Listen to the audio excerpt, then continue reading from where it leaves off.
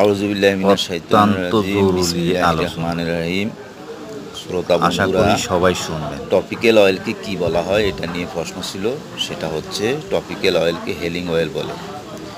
ক্রিমে কি আছে? ডব্লিউ অর্থাৎ ওয়াটার বেজ ইন ওয়াটার। অয়েনমেন্টে কি আছে? OW অর্থাৎ অয়েল ইন ওয়াটার। আচ্ছা, অয়েল ইন ওয়াটার বলতে কি?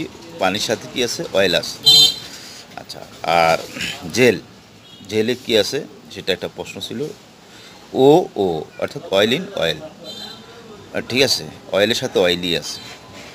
তো এই 40 গ্রাম মাইনাস, ঠিক আছে, এটা যারা আবার ওই সায়েন্স টার্মের লোক তারা বুঝবেন।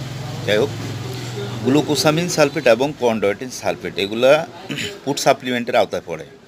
আদৌ অনেকে জানে না যে এটা ফুড সাপ্লিমেন্টের আওতায় পড়ে। সবাই বলতেছে এটা হলো মেডিসিনের আওতায় পড়ে।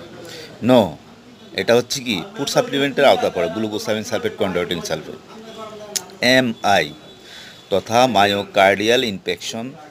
এই মায়োকার্ডিয়াল ইনফেকশনটা হতে 2 ঘন্টা সময় লাগে, তবে 50% রোগী 5 ঘন্টার আগে বা পরে মারা যায়।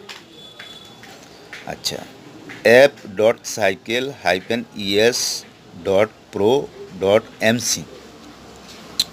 আচ্ছা, টেস্ট শেষ পর্যন্ত প্রেগন্যান্সিতে দেয়া যাবে, অর্থাৎ এটাও সায়েন্স টার্মের লোক ছাড়া বুঝবেন না। অর্থাৎ প্যান্টিকোনাজলের ব্যবহারটার কথা বলা হয়েছে। অর্থাৎ প্যান্টিকোনাজল, এই যেটা প্যান্টিকোনাজলটা ইউজ করতে পারবে প্রেগনেন্স ক্যাটাগরিতে, সেই কথাটা এখানে বলা হয়েছে। তো যাই হোক, ভিডিও বেশি লম্বা করব না। আপনাদের আগ্রহ অনুভূতি আমার কাছে খুবই ভালো লাগে। 1703টা লাইক দেখলাম কালকে। তো আসলে এটা আসলে অনেক বড় পাওনা।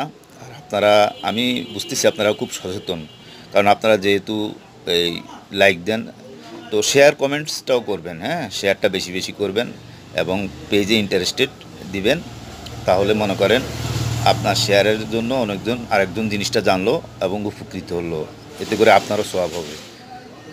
সে সচেতন হলে আপনার মনে করেন এটা আপনার উপরে সওয়াবের কিছু অংশ চলে আসবে। যাই হোক, তো সবাই ভালো থাকেন। আসসালামু আলাইকুম।